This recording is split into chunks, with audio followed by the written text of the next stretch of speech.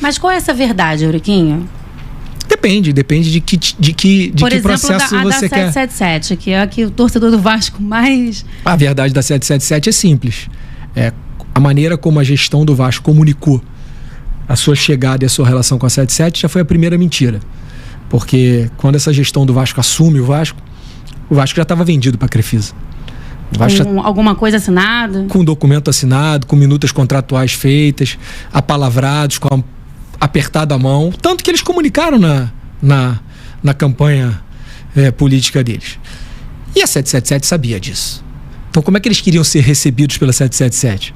Com carinho? Não. Eles estavam tentando passar a perna na 777, tramaram tudo. E aí quando vai sentar na mesa, é lógico que a 777 vai reagir mal. E o que eles comunicaram pro torcedor? Que eles chegaram todos bonzinhos, querendo ajudar a 777, a 777 rechaçou eles. Isso não é verdade, é a primeira mentira de todo o processo. Aí depois, como eles vinham caminhando com toda uma estrutura para a Crefisa assumir o Vasco, inclusive negociando com a 777 parte da compra das ações dela, eles negociaram valores. A 777 sabia de tudo. Depois chegou a primeira, no início, a 777 desde o início já sabia que eles estavam lá tentando dar uma volta neles. Aí eles assumem. Aí começa aquela embate ali, a 777 bota um pé na mesa ali, não quer receber muito eles. E aí eles já vão para a parte negocial de tentar comprar. Trocam valores, advogados contratados a preço de fortunas. Só que chega em cima da hora, a Crefisa rateia. Por que motivo? Não sei, se foi a pressão lá no Palmeiras por causa da Leila, se a Leila falou pro marido que não queria mais. Não sei. Rateou. Quando ela rateou, eles já estavam numa rota de colisão tão grande com a 777 que não tinha outro jeito. E aí eles foram pro judiciário. E aí conseguiram tirar a 777 da gestão. Eles assumiram a gestão e aí estão aí nesse duelo judicial. Agora, como eles comunicaram foi totalmente diferente. Foi que não, eles vinham bem, mas aí os caras não atendiam, aí eles queriam ajudar, mas não podiam, aí eles viram que estava alguma coisa errada e entraram na justiça. Não foi assim o processo.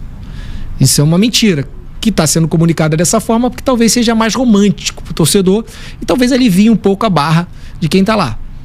Mas o que eu estou te falando é a verdade e eles sabem que é a verdade. Até porque eu participei de alguns processos desses, inclusive com inúmeras reuniões no período eleitoral e tal, para alguns questionamentos que eles faziam. Então o que eu estou te falando é porque eu participei de algumas etapas e sei o que foi feito. Depois da saída da 777, agora vem a grande, maior mentira, que é essa questão de que o Vasco quer realmente vender para um outro investidor. O Vasco não tem que querer nada. Isso é uma outra mentira que está sendo contada para o torcedor. O Vasco não tem direito de vender nada. Como é que o Vasco vende algo que não é dele? O Vasco conseguiu, na justiça, o direito de gerir a Vasco SAF. Mas isso não quer dizer que ele possa vender e nem que ele é dono das ações. O Vasco continua dono só de 30% das ações. O resto está sendo discutido no judiciário. Então quem tem que querer vender o Vasco é a 777. Ou quem comanda a 777, que ninguém sabe quem é. Então o Vasco não tem que querer nada. O Vasco pode querer anuir com uma venda para um novo investidor. O resto tem que discutir no judiciário, tem que ganhar a ação na justiça, ganhar essa quebra de contrato efetivo. O contrato está suspenso. Ele não está cancelado. Então, aí a 777 tem lá 31% das ações, o Vasco tem 30% e tem uma parte de ações que está ali no meio do caminho, que era aquela que a 777 ia integralizar e não integralizou, porque o Vasco entrou na justiça antes e tal. Essa parte está ali no meio do caminho. O Vasco não pode vender isso. O Vasco não tem direito de vender isso. Então, como é que o Vasco comunica ao torcedor que tem o interesse de vender?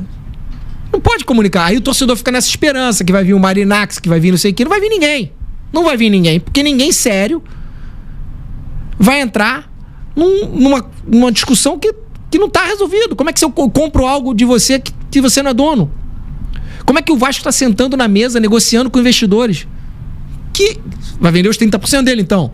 20%, que ele não pode. 10% ele não pode vender por lei. Então vai vender mais 20%. Então alguém vai comprar 20% do Vasco. Não vai ter controle. Então, Eu acho que eles tinham que ser mais coerentes no que eles comunicam. Mas o medo do torcedor de dizer que eles tomaram para ficar no poder, que eles queriam era controlar, que eles queriam era gerir, que no final das contas é o que eles estão fazendo e vão continuar fazendo, porque essa ação não vai se resolver daqui a 6 meses. O Pedrinho vai terminar o mandato dele sem revender o Vasco. Lógico que vai. E não é porque ele quer, não. É porque ele não pode.